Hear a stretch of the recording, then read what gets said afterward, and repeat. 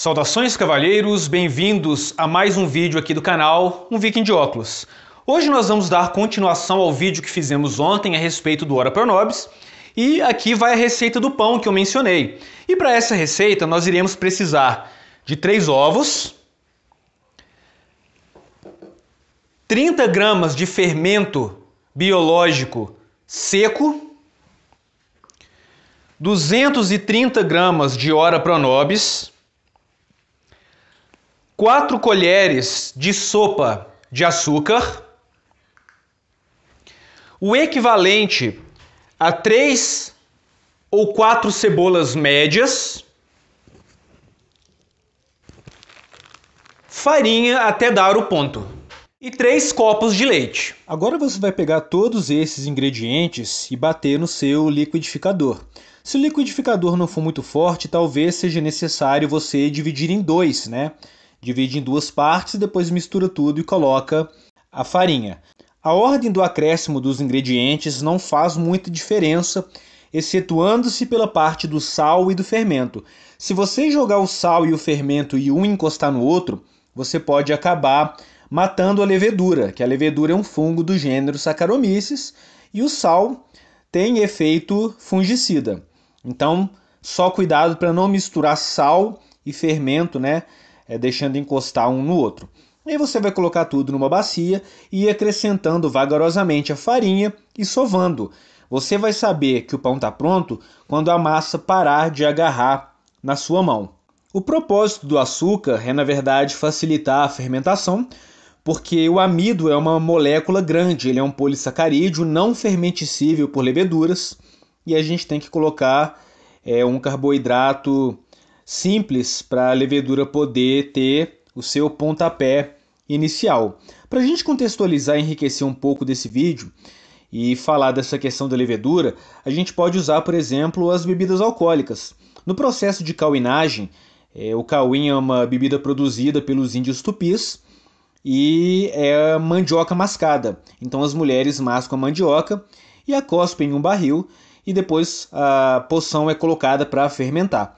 Você tem que mascar a mandioca primeiro para a milase da saliva converter o amido em maltose e então ele poder ser fermentado por leveduras. Você encontra isso também no saquê. O saquê antigamente também era produzido pelo amido ensalivado, mas hoje em dia a gente não vai beber cuspe dos outros, né? Por uma questão muito óbvia.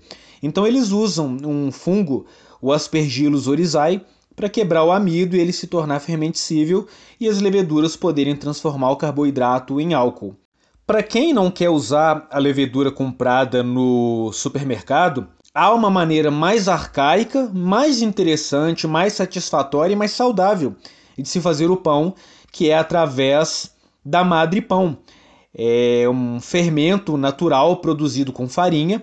Vamos nos lembrar que tem 100 anos só que a gente conhece, né? 100 ou 200 anos que a gente conhece aí um pouco mais sobre microbiologia. No passado não tinha isso. Você não tinha comodidade de ir até a padaria e comprar o fermento. Então fazia-se com madrepão. E a madrepão tem bactérias aciduláticas que vão acidificar o seu pão. Acidificando o pão ele dura mais. Vai haver quebra do glúten. Então também é um bom pão para quem tem uma leve intolerância ao glúten e ainda assim continua consumindo farinha, e você também reduz o índice glicêmico, engordando menos e tornando o indivíduo menos predisponente a desenvolver diabetes. Você pode fazer uma bolinha com a massa e colocar dentro de um copo de água. Quando a bolinha subir, significa que o pão está pronto ou para ser assado, caso você não deixe a massa descansar, porque existem 2 métodos. Ou você também pode, depois que a bolinha subir, deixar o pão descansar novamente por mais 30 minutos e assá-lo, que é o que a gente fez. Você vai untar o tabuleiro com óleo e papel. E esse papel vai ser usado posteriormente para acender o fogão a lenha, caso você tenha um. Uma coisa bastante interessante que eu aprendi no mochilão que eu fiz, porque eu fiquei dentro do Parque Estadual da Pedra Branca, local muito úmido, às vezes chuvoso, e a gente tinha que se virar acendendo bambu verde ali. E a gente gastava álcool em gel, gastava álcool comum e não dava certo. E a gente começou a usar óleo com papel higiênico e a gente conseguiu acender o fogão a lenha várias vezes com a lenha completamente molhada.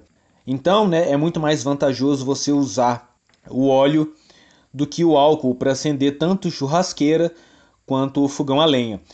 A gente até costuma brincar, né, que se você quiser de fato averiguar se você tem prática para acender o fogão a lenha, você tem que conseguir acender com uma única riscada do isqueiro. Se tiver que acender mais vezes, esvaziar, encher o fogão a lenha novamente, é porque o homem rural está muito Nutella, né? Ainda não pegou a técnica, e como eu vou deixar aí no time-lapse para vocês darem uma olhada, não é difícil você acender o fogão a lenha com um único fósforo ou uma única riscada de isqueiro. Deem uma olhada aí.